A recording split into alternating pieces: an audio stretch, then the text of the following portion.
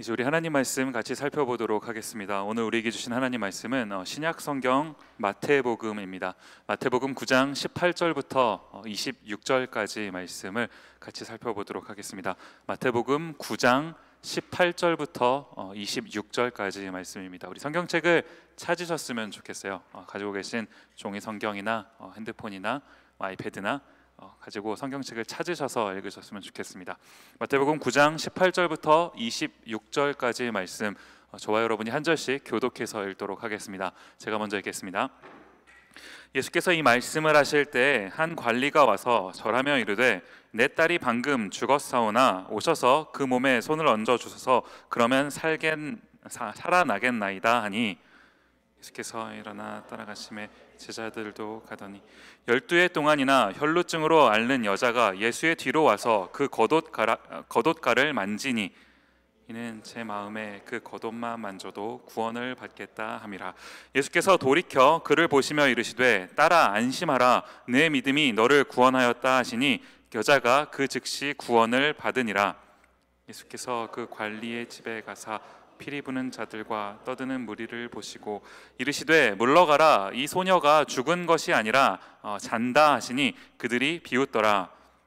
우리를 내보내신 소녀의 손을 잡으심에 일어나는 같이 읽겠습니다. 그 소문이 그 온 땅에 퍼지더라. 아멘. 디모데에 오신 모든 분들을 환영하고 또 축복합니다. 우리 앞뒤저에 계신 분들하고 이렇게 한번 인사했으면 좋겠습니다. 실천하는 크리스찬이 됩시다. 네, 학기가 점점 이제 무르익어가고 이제 끝을 향해 가다 보니까 여러분 그 표정이 앞에서 보고 있으면 되게 심각해 보여요. 좀 이렇게 한 번만 좀 웃으시면서 기왕 왔잖아요. 좀 이렇게 뭐 원수진 사람 있을 수도 있겠지만 그래도 대부분 아니잖아요. 우리 좀 웃으면서 한 번만 더 인사했으면 좋겠습니다. 참 잘 오셨습니다. 인사합시다. 네, 웃으니까 좋은 것 같습니다. 최근에 제가 이제 우연히 어떤 그 글을 하나 읽게 됐는데 이제 이 글이 제가 이걸 읽으면서 참 많은 생각을 하게 됐어요. 이제 무슨 글이냐 하니까 그 코카콜라에 이제 관한 글을 이제 우연히 읽게 된 겁니다. 우리가 이 콜라 참 좋아하시는 거 아닙니까? 저도 이제 이 콜라 하면은 이제 빼놓을 수 없는 그 이제 콜라 중독자 중에 한 사람이었는데요. 그 요즘에는 제가 사실 이 콜라를 거의 끊었어요. 이제 거의라고 완전히는 아니에요. 거의. 가끔은 이제 먹는데 이제 대부분 콜라 대신에 요즘에는 그 스파클링 워터를 이제 주로 먹습니다. 근데 예전에는 제가 이제 콜라를 진짜 많이 먹었어요. 보통 그 식사를 하면 그 뚱캔 있죠, 그 뚱뚱한 캔, 그걸 이렇게 하나씩 그냥 먹었으니까 하루에 못해도 한 두어 캔은 그냥 이렇게 먹었던 것 같아요. 아마 여기 그 콜라 좋아하시는 분들 저 말고도 뭐 계실 텐데요. 이제 보통은 이제 콜라가 보통 언제 땡기세요? 저 같은 경우는요, 제가 이제 일주일 중에서 가장 조금 이렇게 마음적으로 좀 이렇게 여유로운 시간이 언제냐면은 요 금요일 날이요. 이 이제 설교를 딱 하고 집에 가면 감사하게도 시간이 꽤 늦기 때문에 저희 아내가 이제 아이들을 다 씻기고 재워 놓거든요. 그럼 전 집에 가면 그날은 정말 할 일이 별로 없어요. 그럼 그날이 정말 이게 한가한 그런 시간입니다. 왜 그런 말 있죠? 이미 아무것도 안 하고 있지만 더욱 격렬하게 아무것도 안 하고 싶다, 뭐 이런 말을 하잖아요. 저한테는 다 금요일 밤이 약간 이제 그런 시간이에요. 이제 아무것도 안 하고 가만히 그냥 있고 싶은데 더욱 더 아무것도 안 하고 싶은 그 시간. 그때 이제 제가 소파에 보통은 이제 딱 앉아서 사실 정말 아무것도 안 하지는 않고 제가 이제 그 시간 정말 좀 유일하게 좀 제 하고 싶은 아무거나 할 수 있는 시간이다 보니까 이제 보통은 이제 좀 책을 읽는데요. 갑자기 좀 재수없이 느껴져요. 보통 이게 제가 이제 성경이 아니라 좀 다른 책들을 그 시간에 좀 이렇게 펴서 읽거든요. 그렇게 할 때 이제 딱 책을 보면서 그 캔을 딱 뜯는 그 느낌이요. 딱 소리가 나는 그 느낌이 좋습니다. 그 소리가 저를 몇 번이고 다시 살아나게 충만하게 딱 느껴지는 그 소리요. 얼마나 제가 은혜로운 시간인지 몰라요. 요즘에 이제 콜라 대신에 스파클링 워터를 뜯으면서 이제 그런 시간을 갖는데 보통은요 이제 일반적으로 이런 이제 음료수를 좋아하시는 분들, 뭐 콜라나 뭐 이런 걸 좋아하시는 분들이 언제 이제 콜라가 땡기냐 하면은 이제 보통은 겨울보다는 여름에 이제 이 콜라가 좀 더 땡기는 것 아니겠습니까? 상식적으로 당연히 그러하죠. 더우니까. 이 무슨 일이 있었냐 하니까요. 그 1990년대래요. 1990년대에 이제 이 코카콜라의 그 CEO였던 그 더글라스 아이 베스터라는 이제 분이 계셨다라는 겁니다. 더글라스 아이 베스터, 아이가 이제 아이 네, 아니에요. 네, 더글라스 아이 베스터라는 분이 계셨대요. 그런데 이제 이분이 어느 날은 이제 그 투자자들이랑 이제 뭐 기자들을 모아놓고, 왜 이런 CEO들은 가끔씩 이렇게 기자회견 같은 거 하잖아요. 그게 모아놓고 무슨 얘기를 했냐 하니까 이렇게 말씀을 하셨다는 겁니다. 들어보십시오. 여름에는 코카콜라를 더욱 비싸게 팔 계획입니다. 여름엔 시원한 콜라를 찾는 사람이 더 많을 테니까요. 무슨 말인지 이해가십니까? 여름에 콜라를 찾는 사람이 많으니까 여름에는 겨울보다 콜라를 비싸게 팔겠대요. 모르겠습니다. 뭐 정말 그 우리가 돈만 생각한다면 이런 생각을 할 수 있는지 잘 모르겠어요. 그런데 상식적으로 생각했을 때 이 황당한 발언 아니겠습니까? 많이 팔린다고 비싸게 받는다는 게 말이 되냐는 거죠.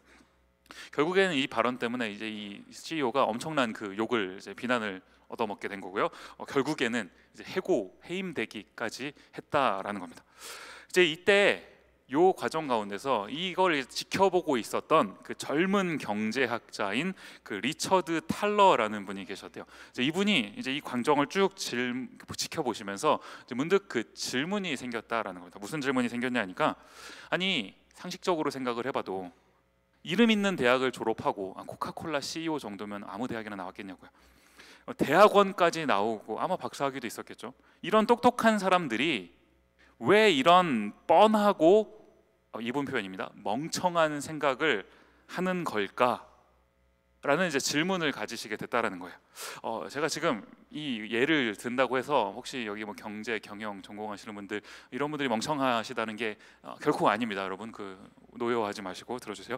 어쨌든 이제 이 탈러라는 분이 이제 궁금하니까 이제 실험을 하셨다라는 거예요. 무슨 실험을 했냐니까, 이제 그 실험군을 나눈 거죠. 하나는 그 일반인 집단을 이렇게 모아놓고, 또 한 그룹은 이제 MBA 과정에 있는 그 학생들 집단을 이렇게 만들어놨다라는 거예요. 그렇게 하고는 이제 질문을 던진 겁니다. 이제 하나의 상황을 설정을 한 거죠. 어떤 마을이 그 폭설이 이제 내리기 시작을 해서 폭설로 이제 마을이 갇혔다라는 겁니다. 그러다 보니까 이제 눈을 치우려면 눈삽이 필요한 거 아니겠습니까? 그래서 이제 눈삽을 이제 사러 마트에 갔는데, 마트에 이제 이 마트 가게 주인이 이렇게 이제 써붙여 놨더라는 거예요. 폭설로 인해서 그 삽이 판매가 증가했으니 제설용 삽 가격을 50% 인상하겠다. 이렇게 이제 써붙여 놓으셨다라는 겁니다. 많이 팔리니까 비싸게 해도 팔린다라는 거죠. 이 탈러의 질문이 뭐냐 하니까, 지금 이 가게 주인의 선택이 옳으냐 아니면 그르냐라는 질문을 던졌다라는 거예요. 여러분 어떻게 생각하십니까? 반응이 굉장히 충격적이었는데요. 일반인 집단이요. 먼저 일반인 집단, 이렇게 제가 이게 상징적으로 하는 겁니다. 일반인 집단의 약 82%는 그 가게 주인의 선택이 이해할 수 없는 선택이다라고 대답을 했다라는 거예요. 그런데 그에 반해서 이제 MBA 과정에 있는 사람들이요, 똑똑한 사람들 아닙니까? 이 돈을 만지고 경제 경영을 하는 사람들, 이 사람들은 약 76%가 그 가게 주인의 행동이 충분히 이해가 가는 행동이다라고 대답을 했다라는 거예요. 지금 정반대의 어떤 그런 의견이 이렇게 나온 것 아니겠습니까? 지금 이게 뭘 말하는지 여러분 혹시 이해하실 수 있으신가요? 수많은 그 뭐 경제학 이론들을 이렇게 섭렵한 사람들이요, 소위 말하는 돈 좀 만진다 하는 똑똑한 사람들, 가끔씩 이런 똑똑한 사람들도 이해할 수 없는 행동을 하더라라는 거죠. 왜 그런 줄 아십니까? 답은 생각보다 간단하게 있다라는 거예요.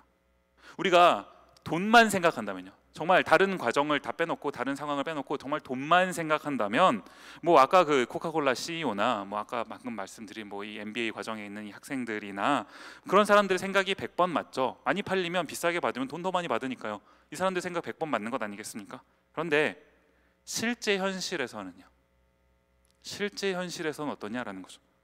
정말 돈만이 그 모든 선택에 있어서 가치 판단의 기준이 되냐라는 겁니다. 정말 그러냐요? 아니더라라는 것이죠. 돈만이 그 가치 판단의 기준이 아니다라는 겁니다. 때로는요, 우리가 공부 좀 하고 조금 생각 좀 하고 머리가 좀 크면 합리적이라고 생각하는 부분들이 생겨요. 내 기준에 이게 합리적인 것 같다라는 부분들이 생기게 되더라는 겁니다. 그래서 때로는 이제 이 합리적인 결정을 하기 위해서 나는 합리적이 되어야 되기 때문에 내가 이런 감정적인 좀 요소들은 좀 이렇게 배제시켜야겠다 이런 생각을 하게 되더라는 거예요.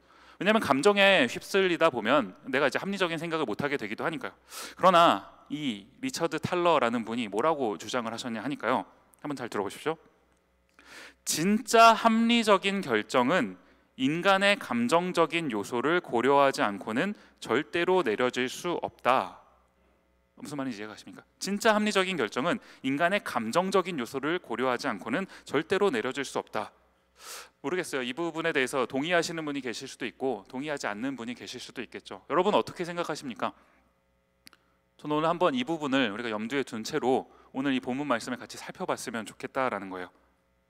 오늘 본문은요, 우리가 오늘 이제 본문으로 채택한 마태복음으로 읽으면 이 본문이 그래도 짧은 편에 속합니다.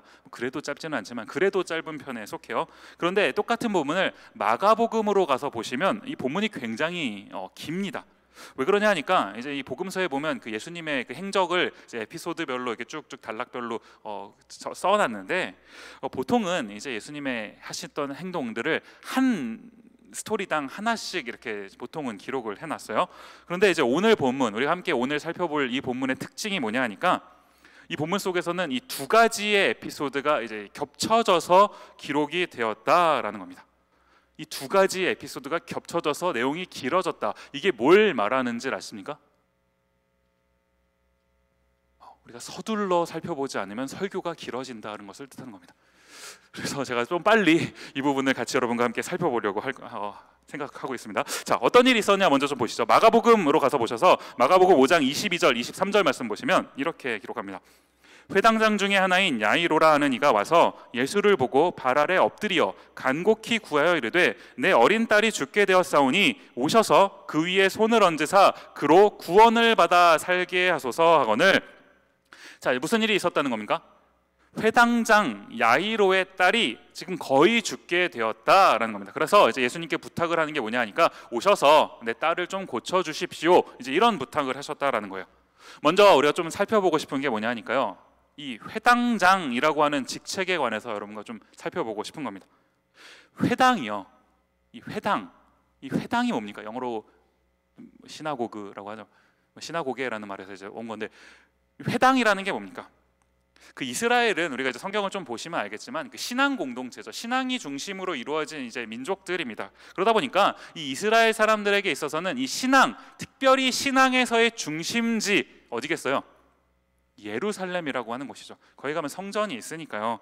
그런데 이제 이 이스라엘 백성들이 그 예루살렘이라고 하는 곳에 갈 수 없는 이제 이런 상황이 발생됐다라는 겁니다. 뭐 이를테면 대표적인 예가 뭐냐면 이제 이 이스라엘 백성들이 나라가 이제 망해서 포로로 잡혀가죠. 바벨론으로 포로로 잡혀가니까 내가 포로가 됐는데 갈 수가 없잖아요. 마음대로. 이런 상황이 이제 생겼다라는 겁니다. 그래서 이제 제가 좀 자료를 찾아보니까 한 기원전 한 3세기 경부터 이 회당이라는 그 말이 이제 슬슬 나오기 시작했다라는 그 문건들이 발견된다라고 해요. 그러니까 기원전 한 3세기부터 못해도 기록이 첫 번째 기록이 그때라면 최소한 그 즈음부터는 이제 회당이 존재했다라는 건데 이제 이 쉽게 말하면요, 이 이스라엘 백성들이 이 예루살렘 성전을 대신해서 거기는 갈 수 없으니까 이 회당이라고 하는 곳을 이제 만들어 놓고 거기 모여서 이제 신앙의 공동체를 이루어 갔다라는 겁니다. 그걸 이제 회당이라고 하는데요.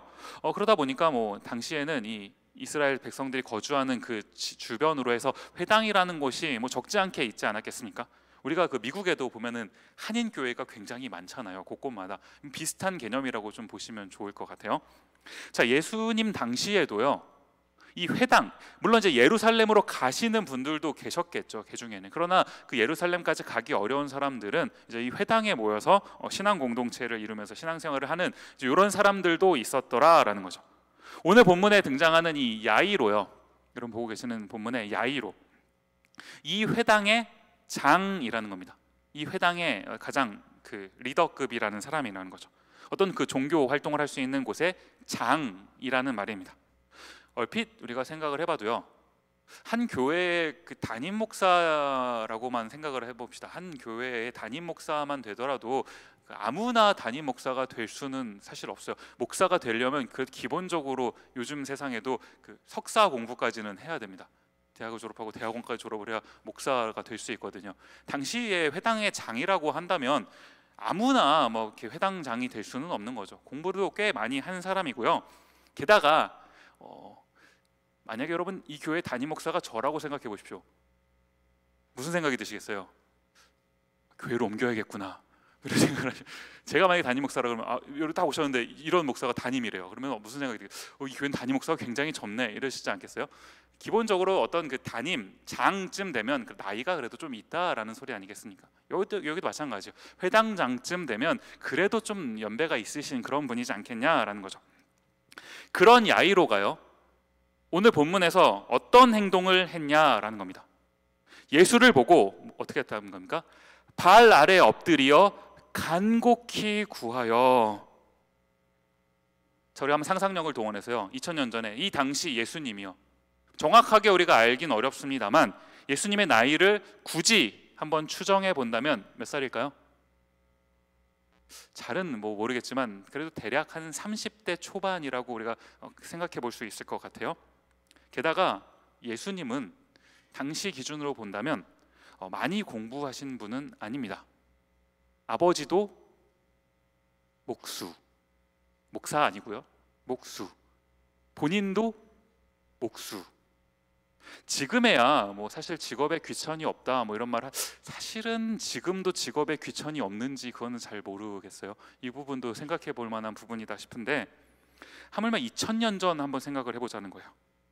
지금 이 야이로와 예수님은 사실 너무 다른 삶을 살고 있는 것 아닙니까? 상식적으로, 우리 한번 상식적으로요, 회당의 장이에요. 정말 많이 배웠고 종교 지도자입니다. 예수님은 사실 별 볼 일 없는 사람이었고요. 어떤 문제가 있다면 그 어떤 문제가 있는 사람이 회당장인 야이로한테 가서 그 발 앞에 엎드려 꿇어서, 회당장님 이 문제가 있는데 조금 이거 상담이라도 좀 해주시지 않겠습니까? 조언을 좀 해주시지 않겠습니까? 라고 해야 정상적인 거 아니겠습니까? 그런데 지금 보시면 완전히 거꾸로죠. 완전히 거꾸로예요. 이렇게 야이로가 지금 이와 같은 좀 상식적이지 않은 이런 행동을 한 이유가 뭡니까? 누가복음으로 가서 한번 보실게요. 누가복음 8장 42절 말씀 보시면, 이는 자기에게 12살 된 외딸이 있어 죽어가미러라. 지금 내 12살 된 딸이요, 뭐라고요? 죽어간다고요. 이 12살이라는 부분 여러분 좀 기억해 두셨으면 좋겠어요. 이따가 이 부분 좀 살펴볼 텐데, 지금 이 야이로가 무슨 상황입니까? 내 딸이 죽어간다고요. 이 아빠가요, 무능한 어떤 그런 사람 아니에요. 나름 그 신앙생활을 열심히 했던 사람이고 한 집단에 그래도 장 정도 해먹을 정도로 능력도 있는 사람입니다. 그런 아빠가 지금 내 딸이 죽어가요. 이것저것 안 해봤을까요? 이것저것 노력 안 해봤겠냐고요. 해봤는데 답이 없어요. 그냥 죽어간다고요. 지금 내 딸이 그렇게 하고 죽어가고 있는데 내가 할 수 있는 게 아무것도 없는 이 상황이에요. 지금 회당장이면, 내가 회당장이면 뭐하고, 내가 뭐 좀 학벌이 있으면 좀 뭐하고, 뭐 돈, 사람들이 나를 뭐 회당장님 불러주면 뭐합니까? 지금 내가 내 딸이 죽어가는 이 문제 앞에서 할 수 있는 게 아무것도 없는데요. 지금 이런 상황이에요. 이런 상황에서 이 회당장이 할 수 있는 거, 딱 한 가지 뭡니까? 예수라는 사람 앞에 엎드려서 살려달라고, 도와달라고 했다는 거예요. 이 모습이요, 여러분이 이 모습을 한번 이렇게 상상력을 동원해서 보신다면 어떻게 보이세요? 12살의 딸이 있는, 어느 정도 연세가 있는 야이로가 그 젊은 청년 앞에 엎드려서 날 좀 도와달라고 비는 장면, 상식적으로 보이시냐라는 겁니다. 그런가 하면 다른 각도로 이 본문을 생각해 보면, 내가 지금 죽을 것 같은 고민이 있는데 그 상식이라고 하는, 일반적으로 사람들이 말하는 그냥 일반적인이라고 말하는 그게 도대체 무슨 의미가 있냐라는 거예요. 지금 내 딸이 죽어갑니다. 내 사랑하는 딸이 죽어가요. 딸을 나 보니까 느낌이 확 오는 것 같아요. 옛날에 본문에 읽을 때보다 확실히 느낌이 확 오는 것 같은. 와, 물론 아들이 죽어가도 힘들겠지만 제가 김희안을 이렇게 미워하는 건 아닙니다, 여러분. 딸이 죽어가요. 사실은 이러면서 원고에 없는 말인데 갑자기 전 조이가 아플 때도 있고 이한이가 아플 때도 있어요. 원래 애들은 아프니까. 조이가 아플 때는 한 번도 울어본 적이 없어요, 제가.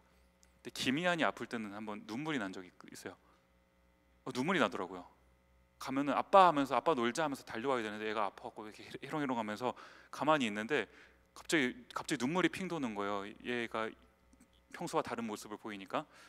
그때뿐이었지만 어쨌든 그랬습니다. 어쨌든 그 12년을 내가 함께 키워온 내 딸이 죽어가요. 내 딸을 살릴 수만 있으면 30살 목수가 될 수겠습니까? 3살짜리 앞에서도 엎드릴 수 있는 게 아빠 마음 아닐까요?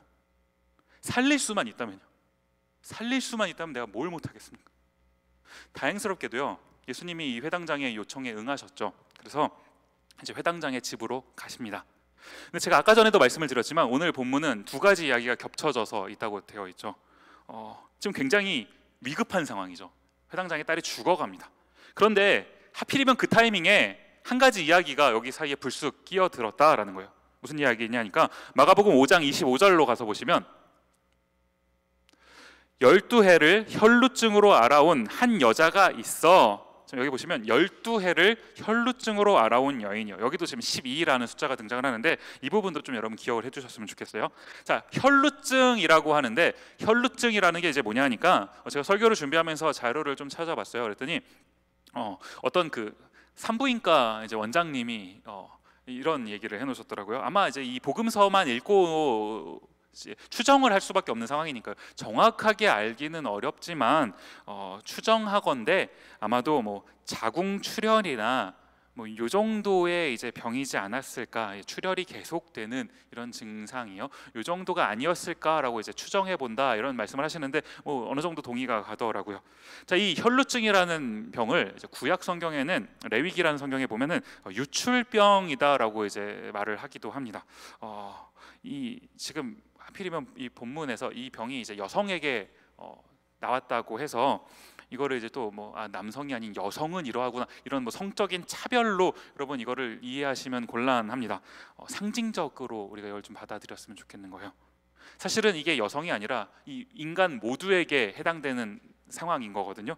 이런 의미에서 여러분 이 본문을 좀 살펴보셨으면 좋겠는데 이제 무슨 의미가 있냐니까요. 레위기 15장 1절과 2절 말씀 보시면 여호와께서 모세와 아론에게 말씀하여 이르시되 이스라엘 자손에게 말하여 이르라 누구든지 그의 몸에 유출병이 있으면 그 유출병으로 말미암아 부정한 자라. 뭐라고요? 그 몸에 유출병이 있으면요 어떻다는 겁니까? 부정하다고요. unclean하다는 거죠. 부정하다고요. 레위기 15장 25절 가서 또 보시면요 만일 여인의 피의 유출이 그의 불결기가 아닌데도 여러 날이 간다든지 그 유출이 그의 불결기를 지나도 계속되면 그 부정을 유출하는 모든 날 동안은 그 불결한 때와 같이 부정한즉. 레위기 말씀 참 어렵죠. 자, 이 여인의 피의 유출이 여러 날 간다면요 어떻다는 겁니까? 유출하는 그 여러 날 모든 날 동안에 부정하다라고 지금 얘기를 하고 있습니다. 오늘 본문으로 돌아와서 이 혈루증 12년 동안 혈루증을 앓고 있었던 이 여인이요 무슨 말입니까? 12년 동안 부정했다를 말하고 있는 거죠. 유출하는 모든 날 동안에 부정했다라고 했으니까. 자, 제가 오늘 12라는 숫자를 조금 기억해 두시자라고 말씀을 드렸습니다. 12라는 숫자에 어떤 의미가 있는 걸까요? 성경은 가끔씩 막 제가 자료 찾아보니까 데오매틱스 뭐 이런 용어도 있더라고요. 숫자를 가지고 신학을 수신학 그래서 뭐 이런 의미를 부여하는 이런 분들도 계세요. 제가 모든 걸 다 뭐 차용해서 다 옳다라고 말하기는 뭐 저도 좀 부담스러운 부분이 있지만 때로는 상징적으로 정말 의미가 있는 그런 부분들도 있더라는 거예요. 자, 12 성경 속에서 12라는 숫자가 뭘 말하는 겁니까? 보통 우리가 성경 안에서 12라는 숫자를 어디서 발견하게 되죠? 뭐 예수님의 12제자 그렇죠? 아니면 이스라엘 12민족 뭐 이런 데서 이제 10이라는 숫자를 가져오게 되는 건 아닙니까? 어떤 분이 이런 표현하시더라고요. 10이라는 숫자는 이런 어떤 그 충만함을 얘기하는 거다. 12명의 사도를 뽑아서 하나님이 세상 가운데 충만하게 보내시고, 이 12민족은 이 세상에 있는 충만한 숫자를, 하나님의 그 통치가 임하는 충만한 숫자를 의미하는 것 아니겠는가? 그것도 참 의미가 있는 말인 것 같아요. 확 우리가 좀 이렇게 줄이면 10이라는 숫자에 그냥 어떤 충만함이라는 의미가 있다라고 봐도 좋을 것 같습니다. 자, 오늘 이런 관점에서 한번 이 본문을 해석해 본다면, 이 여인이요, 12년 동안 혈루증을 앓고 있었던, 12년 동안 이 부정함 속에서 살았던 이 여인, 뭘 말하는 겁니까? 충만하게 부정했다고요. 말이 좀 이상한데, 충만하게 부정했다고요. 뭘 지금 상징적으로 의미하는 건가요? 지금 제가 아까도 말씀드렸지만 이게 지금 여인이라고 그래서 뭐 여자를 이렇게 부정하거나 뭐 이렇게 말하는 게 아닙니다. 성적 차별을 얘기하는 게 아니에요. 자, 우리 인간 모두에게 해당되는 표현인데요. 뭐라는 겁니까? 충만하게 부정하다, 완전히 부정하다. 쉽게 말하면 답이 없는 상태다, 이겁니다. 우리 인간은 답이 없는, 완전히 부정한 상태다라는 거죠. 아까 전에 12살 된 야이로의 딸도 제가 기억해 두자고 말씀드린 건 아닙니까? 12살 된 딸이 죽어가요. 뭡니까? 완전히 죽은 상태를 말하는 거죠. 답이 없는 거예요. 완전히 죽은 상태를 말한다라는 겁니다. 성경이 가끔씩 우리 성경을 읽을 때 좀 부담스러울 때가 언제냐면, 뭐 이런 부정하다, 뭐 죄다 이런 얘기를 이게 좀 하면은 가끔씩 이제 성경을 읽다가 이제 부담이 확 오는 그런 게 사실이기는 해요. 뭐 목사인 저도 그러한데, 하물며 이제 성경을 처음 읽어보시는 분들은 더 그런 것 아니겠습니까? 우리가 이제 이 부정이나 뭐 죄의 의미를 사실 이해하는 사람들이라면 읽으면서 그 가운데도 하나님이 이런 말씀하시는 거구나라고 이제 이해하면서 받아들이기가 쉬운데요. 가끔씩 이제 그 의미를 다 알지 못하고 읽으면 사실은 솔직히 말하면 좀 부담스럽기는 해요. 부정하다 이래버리면 이게 마음이 좀 불편하잖아요. 오늘 본문을 통해서 이 부정하다라는 말의 의미가 뭔지를 조금 우리가 쉽게 살펴봤으면 좋겠는데, 성경이 이 부분을 이렇게 이제 표현을 하더라고요. 오늘 본문으로 와서 보시면 마가복음 5장 26절입니다. 많은 의사에게 많은 괴로움을 받았고 가진 것도 다 허비하였으되 아무 효험이 없고 도리어 더 중하여졌던 차에. 무슨 말인지 이해가 가십니까? 내가 어떤 문제가 있어요. 내가 가진 문제를 가지고 이제 해결하려고 노력을 한 겁니다. 그런데 그 노력이 내 문제를 해결해 주는 게 아니라요, 오히려 더 많은 괴로움을 나에게 줬다라는 거예요.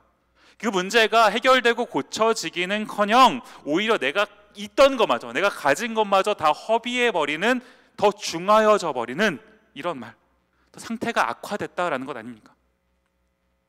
뭘 말하는 거겠어요? 우리가 인생 살아가는데 가끔 살아가는 게 힘들죠. 사실 가끔 힘든 게 아니라 가끔 안 힘들죠. 맨날 힘들잖아요. 왜 힘듭니까? 내가 노력한 대로 인생이 풀리면 힘들어도 재밌을 것 같아요. 열심히 공부하는데 무조건 A가 나오면, 열심히 준비하면 취업이 딱 되면, 대학원이 무조건 합격하면, 진급이 무조건 되면 힘들어도 재미있겠죠. 왜 힘든 겁니까? 노력은 노력대로 하는데 마음대로 되는 건 없어요. 이게 사실 나를 막 미치게 만드는 것 아닙니까? 대학교에 입학을 하면, 대학교에 입학한 지 벌써 까마득하신 분들도 계실 텐데 지금 현실인 분들도 계시니까요. 대학교에 입학하면 모든 문제가 해결될 줄만 알았죠. 우리 고비리가 아니라 뭐죠? 고등학교 때 그런 생각 해봤잖아요. 대학교에만 입학하면 모든 게 해결될 줄 알아. 대학 오니까 뭘 깨닫습니까? 이제 진짜 시작인 거구나. 지금까지 내 인생은 그냥 연습이었구나. 대학에 왔는데 끝이 아니죠. 그렇게 하고 졸업을 했어요. 대학원에 가면 그러면 내 인생이 조금 더 명확하게 보이겠지, 좀 더 정확하게 보이겠지. 대학원에 가보신 분들, 뭐가 명확하게 보이시나요?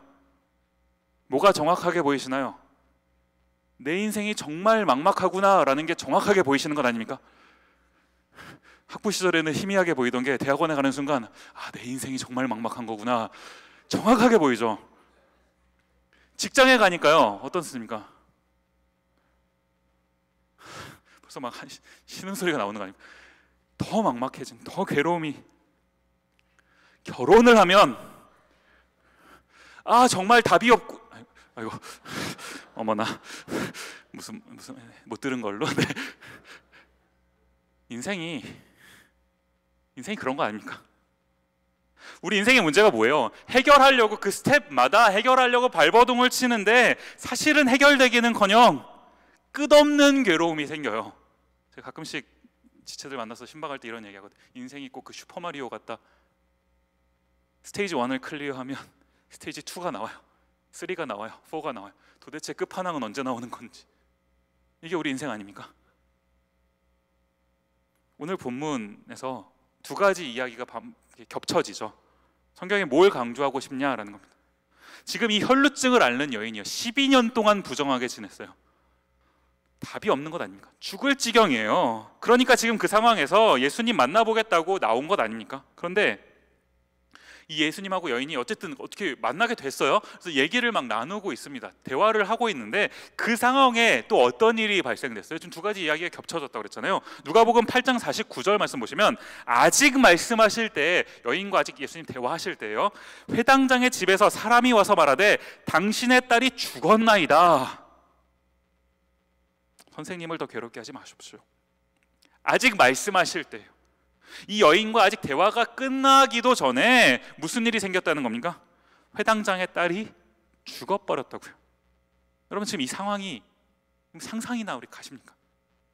혈루증 앓았던 여인, 물론 12년 동안 이렇게 하고 살았으니 그 여인의 인생도 참 불쌍하고 딱합니다. 그런데 그렇다고 해서 지금 이 회당장 야이로의 상황이 그 여인에 비해 조금 나은 겁니까? 아니잖아요. 결국 지금 이런 어떤 그 딜레이 때문에 어떻게 됐습니까? 내 딸이 죽었어요. 물론 예수님이 죽였다라고 뭐 예수님을 이렇게 블레임하기는 좀 어렵겠지만, 그래도 예수님에 대한 어떤 원망이 생기기에 충분한 그런 지경 아닙니까? 우리도 인생 살아가면서 때로 이런 모습 보이지 않나요? 원망도 아니고 원망이 아닌 것도 아니고 이렇게 하면서 막 발버둥 치고 있는 모습이요. 알 수 없는 어떤 그 감정들이 내 안에서 막 솟구칠 때 있지 않습니까? 하나님을 믿으시는 분들도요, 이 가운데 신앙생활 내가 그래도 신앙생활 좀 한다라고 하시는 분들도 이런 상황이 생기면 막 혼란스러워요. 내가 하나님을 원망을 확 해버리기에는, 그래도 내가 하나님을 안 하자니 또 막 원망이 생기기는 막 생기고. 그러는가 하면 이 자리 가운데 하나님을 아직 잘 모르시는 분들도 계실 텐데, 이런 분들한테 이런 상황이 닥치면요, 사실 하나님 믿기가 어려운 게 이런 것 때문 아닙니까? 이럴 때요, 우리 솔직한 우리 마음, 이럴 때 우리가 느끼는 감정 뭡니까? 누가복음 8장 52절 이렇게 기록합니다. 모든 사람이 아이를 위하여 울며 통곡하매. 저는 여기서 이 울며 통곡하매, 제가 사실 오늘 설교의 제목도 여기서 가지고 왔거든요. 이게 딱 우리의 상황을 이야기하고 있는 장면 아닙니까? 울며 통곡하매. 오늘 본문에 나온 사람들이요, 왜 울며 통곡했습니까? 왜 울었어요? 아이가 죽었으니까요. 이제 답이 없으니까요. 끝났잖아요. 상황 종료. 그러니까 울며 통곡한 것 아닙니까? 우리는 인생의 문제를 만날 때 그 문제 앞에 답이 없어요. 없다고 느껴져서 울며 통곡합니다. 그런데 정말 답이 없는 겁니까? 제가 52절 말씀을요, 점점하면서 절반만 읽고 끝냈어요. 한번 52절 말씀을 fully 한번 다시 읽어봅시다. 이 다음 슬라이드 있습니다. 모든 사람이 아이를 위하여 울며 통곡하매 예수께서 이르시되 울지 말라, 죽은 것이 아니라 잔다 하시니. 모든 사람이 울고 통곡했어요. 왜요? 아이가 죽었으니까요. 답이 없으니까요. 똑같은 상황인데 예수님 뭐라고 말씀하십니까? 울지 말라. 왜요? 죽은 것이 아니라 잔다. 무슨 말이에요? 끝난 게 아니라는 거죠. 답이 없는 게 아니라 답이 있다라는 겁니다. 자, 여러분, 이 말씀을 읽으시면서 이 말씀 앞에서 아멘 하실 수 있으십니까? 여러분 경건하신 분들이라서 성경에 나와 있는 이야기 속에서는 아멘 하실 거라고 생각해요. 실제로 이 아이가 살아나거든요. 살아나거든요. 이 이야기 앞에서 역시 주님은 위대하신 분입니다. 우리 아멘 합니다. 그런데 여러분의 삶에서는요, 우리의 삶에서는요, 이게 내 문제가 되면 내가 겪고 있는 이 문제 앞에서 예수님께서, 하나님께서 말씀을 통해 그게 끝이 아니다, 너의 인생 끝난 게 아니다, 답이 있다 라고 말씀하신 그 예수님 말씀 앞에 아멘 하십니까? 오늘 본문의 사람들 이 상황에서 어떻게 얘기했습니까? 누가복음 8장 53절 가서 보시면 그들이 그 죽은 것을 아는 고로 비웃더라. 비웃었다고요. 지금 내 눈앞에서 예수님께서 말씀하시는데도 무슨 말도 안 되는 소리를 비웃더라. 왜 비웃었다고 성경이 기록합니까? 그들이 그 죽은 것을 아는 고로 뭘 알았다고요? 죽은 거요. 죽었다는 것을 아는 고로 이제 끝났고 답이 없다라는 것을 알았기 때문에 예수님이 아니라 예수님 할아버지가 와서 말씀해도 이건 답이 없어요. 끝났어요. 그러니까 웃기는 소리 하지 마십시오. 이거 아닙니까? 제가 오늘 설교의 서두에서 그 아까 코카콜라 CEO 분의 이야기를 살짝 말씀드렸는데 제가 아까 그 글을 읽을 때 그 글의 전체 주제죠. 주제 띠임을 이렇게 얘기하더라고요. 똑똑한 사람들의 멍청한 선택. 이렇게 보면서 이제 글을 쭉 전개해 나갔는데 똑똑한 사람들의 멍청한 선택. 참 이게 앞뒤가 안 맞는 말 같은데 우리가 때로 인생 살아가면서 추구하는 이 현명함이라는 거요. 현명하면 좋죠. 필요하죠. 우리가 현명한 선택을 할 수 있으면 정말 좋습니다. 인생은 선택인데 원래 그 인생은 B와 D 사이에 C라고 하잖아요. 벌스와 데스 사이에 초이스다 이러면서 진부한 이야기죠. 원래 인생은 끝없는 선택인데 선택 속에서 우리가 현명하게 선택할 수 있으면 얼마나 좋습니까? 그런데 뭐가 현명한 건가요? 뭐가 현명한 겁니까? 우리가 그 현명함을 위해서 많이 노력하는 것 아닌가요? 조금 더 나은 선택을 하고 싶어서, 조금 더 실수를 줄이고 싶어서, 가능하다면 어떤 목표가 있는데 그 목표에 보다 빨리 갔으면 좋겠어서 노력하는 것 아니겠습니까? 그런데 내가 조금 더 현명하게 선택하겠다고 하는 그 선택들이요, 정말 현명한 선택이던가요? 그렇게 선택하셔서 인생을 살아가면 정말 여러분의 삶이 갑자기 쫙 탄탄대로가 펼쳐져서 그렇게 되시던가요? 지금까지 해와 봤잖아요. 20년, 30년 살면서 해와 보지 않았습니까? 우리 인생은요, 우리의 현명함대로 답이 생기는 게 아니더라고요. 내가 현명하다고 더 옳은 답을 선택하는 게 아니더라고요. 그래서 성경이 우리에게 뭘 얘기합니까? 오늘 본문의 이야기가 시작되는 이 장면, 제가 이 장면을 읽는데 자꾸 이게 제 마음에 계속 남아서 함께 좀 살펴봤으면 좋겠는데요. 마가복음 5장 21절 말씀입니다. 예수께서 배를 타시고 다시 맞은편으로 건너가시니 큰 무리가 그에게로 모이거늘, 그에 보시면 이에 바닷가에 계시더니, 이 맨 마지막 말이요, 이에 바닷가에 계시더니, 이 구절이 저한테 계속 마음에 남았어요. 왜 그렇습니까? 예수님께서 왜 계셔 주십니까? 왜 그 자리에, 하필이면 그 타이밍에 그 자리에 왜 계셔 주십니까? 답이 없는 그 사람들 사이에서 이 예수님의 계셔 주심을 통해서 어떤 일이 생기는 건데요, 마가복음 5장 27절 가서 보시면 예수의 소문을 듣고 무리 가운데 끼어 뒤로 와서 그의 옷에 손을 대니, 이 혈루병 앓았던 여인의 이 스토리 아닙니까? 때로는 이 답이 없는, 완전히 부정해져 버린 이 삶에 주님이 찾아오셔서요, 어떻게 해주시는 겁니까? 그 사람이 예수님을 붙잡을 수 있도록 계셔주시는 거예요. 이 여인이 이 세상에서 해볼 것 다 해봤어요. 다 해봤는데 답이 없어요. 그 답이 없어서 절망하고 있는데 그 타이밍에 어떻게 해주시는 겁니까? 이 여인이 붙잡을 수 있도록 그 상황에 거기에 계셔주시더라고요. 때로는 우리에게 잡혀주시기 위해, 붙잡혀주시기 위해 거기에 계시는 것 아닙니까? 그런가 하면 또 한 가지요. 마가복음 5장 41절 말씀, 그 아이의 손을 잡고 이르시되 달리다굼 하시니 번역하면 곧 내가 네게 말하노니 소녀야 일어나라 하심이라. 자, 이 야이로의 딸이요, 이미 죽었어요. 끝났습니다. 그런데 그런 사람들에게 예수님께서 계셔 주셨기 때문에 어떤 일이 발생했다고요? 예수님이 그 끝난 인생에 찾아가서 어떻게 하셨습니까? 손을 잡고 이르시되, 손을 잡아 주시기도 하더라는 겁니다.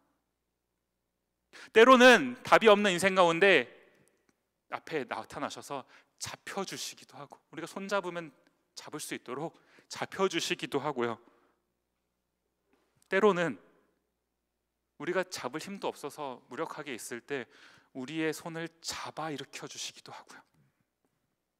뭘 말하는 겁니까? 저는 오늘 설교의 결론을 이 말씀을 읽는 걸로 대신 하고 싶은데요, 구약으로 와서 이사야 55장 8절 9절 말씀해 보시면, 이는 내 생각이 너희의 생각과 다르며 내 길은 너희의 길과 다름이니라. 여호와의 말씀이니라. 이는 하늘이 땅보다 높음같이 내 길은 너희의 길보다 높으며 내 생각은 너희의 생각보다 높음이니라. 지금 이 자리에 계시는 분들 중에서 아마 저는 다 알지 못하지만 여러분의 어떤 인생의 문제 앞에 울며 통곡하고 계시는 분들, 인생의 답을 찾기 위해서 발버둥 치고 계시는 분들 계실 거예요. 그러나 우리의 현명함 속에, 우리의 노력 속에 우리 인생의 문제에 답이 있지 않다는 겁니다. 이사야서 말씀 뭐라고 얘기합니까? 하나님의 생각은 우리의 생각과 다르대요. 내 길은 너희의 길과 다르대요. 답이 없다고요? 아니요, 답이 없는 게 아니라 답이 다른 데에 있다고요. 그러면 어떻게 하라는 겁니까? 이렇다면 어떻게 하라는 거예요? 이 구절 바로 앞에 있는 6절과 7절 말씀 같이 읽었으면 좋겠는데요, 너희는 여호와를 만날 만할 때에 찾으라. 가까이 계실 때에 그를 부르라. 악인은 그의 길을, 불의한 자는 그의 생각을 버리고 여호와께로 돌아오라. 그리하면 그가 긍휼히 여기시리라. 우리 하나님께로 돌아오라. 그가 너그럽게 용서하시리라. 때로 우리 인생 가운데서 붙잡혀 주시기도 하고 때로 붙잡아 주시기도 하는 그 예수님이요, 우리가 있는 그 자리에 계셔 주시는 예수님이요, 그 하나님이 우리 인생 가운데 가까이 계실 때에, 만날 만할 때에 그를 붙잡고 찾아야 되는 것 아니겠습니까? 우리가 이렇게 살았으면 좋겠습니다. 우리 함께 이 찬양 함께 고백했으면 좋겠는데요, 전능하신 나의 주 하나님은 이라는 찬양인데 반주를 부탁드립니다. 우리가 그 하나님의 전능하심에 대해서 한번 깊이 묵상하면서 한번 생각해 봤으면 좋겠어요. 이 12년 12살 된 야이로의 딸, 완전히 죽은 상태예요. 완전히 죽어버린 것 아닙니까? 12해 동안 혈루증으로 앓고 있었던 여인, 완전히 부정해버려서 세상 가운데서 소외되고 답이 없었던 인생이에요. 그 인생 가운데 누가 찾아오셨다고요? 누가 그 인생 가운데 계셔주셨다고요? 전능하신 나의 주 하나님이요, 예수님이 그 자리 가운데, 그 인생 가운데 찾아가신 것 아닙니까?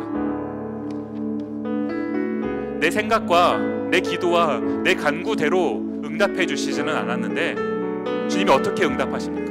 내 길은 너희의 길과 다르며 내 생각은 너희의 생각과 다르다. 답이 없는 게 아니라 답이 다른 데 있었다고. 그 답을 주시기 위해 우리 인생 가운데 찾아오시는 것 아닙니까? 우리가 해야 될 일 뭐예요? 그 주님을 붙잡는 거예요. 때로는 붙잡을 힘도 없을 때 주님 나를 좀 붙잡아 주십시오 라고 그냥 주님이라고 부르는 그거요, 하나님이라고 부르는 그 신음, 우리가 뭐 얼마나 대단하게 부르면 주님이 나를 더 잘 붙잡아 주시겠고, 우리가 조금 주님 못 부르면 주님 내 소리 못 들으시겠습니까? 그건 전능함이 아니잖아요. 전능하신 하나님이잖아요. 이 자리에서 우리 같이 찬양하고 기도할 텐데 여러분 중에 기도가 뭔지 잘 모르시는 분들 계실 거라고 생각해요. 그냥 하나님 나를 좀 도와주세요, 이 말 한마디 하시면 됩니다. 전능하신 하나님이 여러분의 삶 가운데 찾아가셔서 여러분을 붙잡아 주실 것을 저는 확신합니다. 함께 찬양하며 주님 앞에 나아갔으면 좋겠습니다. 전능하신 나의 주 하나님은, 전능하신 나의 주 하나님은 능치 못하실 일 전혀 없네. 능치 못하실 일 전혀 없네. 우리의 모든 간구도, 우리의 모든 생각도, 우리의 모든 꿈과 모든 소망도, 신실하신 나의 주 하나님을, 신실하신 나의 주 하나님을 어떠시다고요? 우리의 모든 괴로움 바꿀 수 있네. 여러분, 이런 하나님을 믿어보시지 않겠습니까? 불가능한 일 행하시고 죽은 자를 일으키시니 그를 이길 자 아무도 없네. 그를 이길 자 아무도 없네. 주의 말씀을 지하여, 주의 말씀을 지하여 깊은 곳에 금을 던져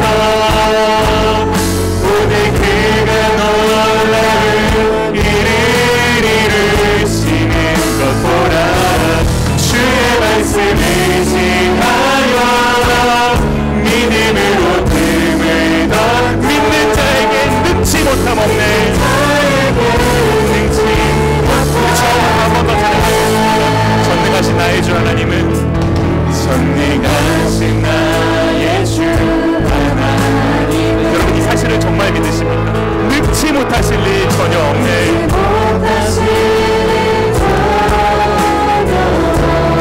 우리의 모든 간구도, 우리의 모든 생각도, 우리의 모든 꿈, 모든 소망도,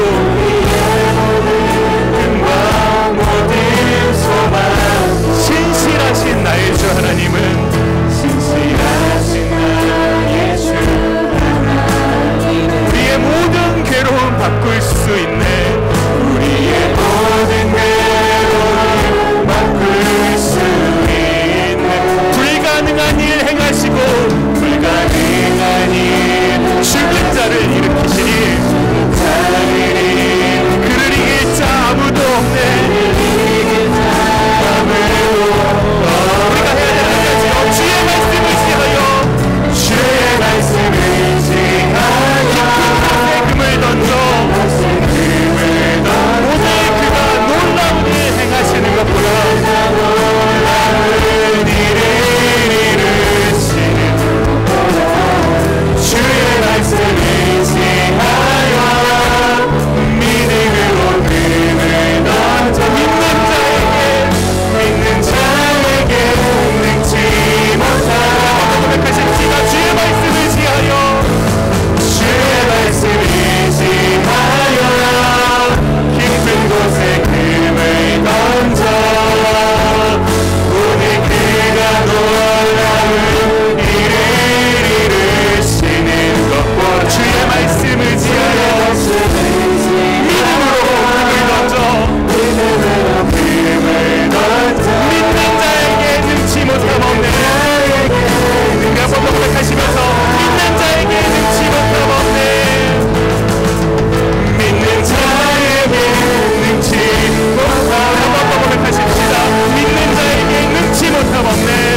믿는 자에게 능치 못함 없네. 그 반주를 들으시면서 잠시 한번 눈을 감아 보시겠습니까? 여러분, 기왕 예배 자리에 나오셨잖아요. 하나님께 예배하시기 위해 오셨잖아요. 우리 하나님, 전능하신 하나님이라고 성경에서 소개합니다. 그런 전능하신 하나님이 지금 이 자리 가운데 계셔주시는 것 아닙니까? 왜요? 여러분이 붙잡을 때 붙잡혀 주시기 위해서, 때로는 그 힘조차 없어서 주저하고 있을 때 우리를 붙잡아 주시기 위해서 지금 이 자리에 계시는 것 아닌가요? 그 하나님께 해야 될 한 가지 뭡니까? 우리가 이 완전히 답이 없어버린 내 인생, 막막해버린 내 인생, 인생의 문제 가지고 내가 씨름할 때 이 문제를 주님 앞에 가지고 나와서 주님, 나의 이 문제를 좀 돌아봐 주십시오. 좀 해결해 주십시오.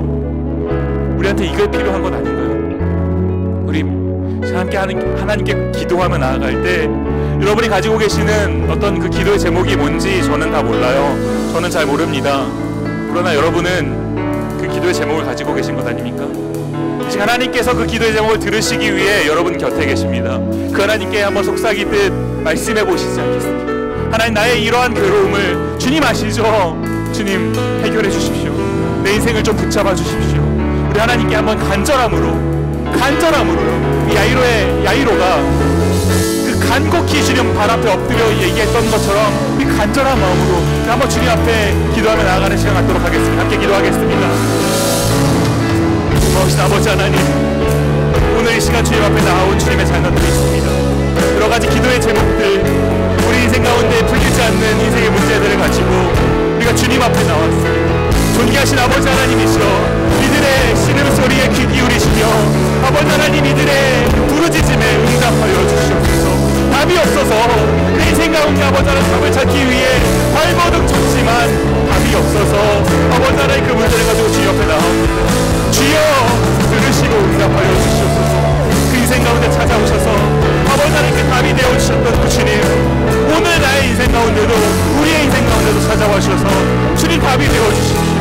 주님을 믿고 따라감이 우리 인생 가운데 유일한 길임을 주여 고백할 수 있도록 주여 은혜 가운데 함께하여 주시옵소서. 우리에게 주님의 답을 허락하여 주시옵소서. 주여 은혜를 풀어주시기 바랍니다. 주여 말씀 제가 받았습니다.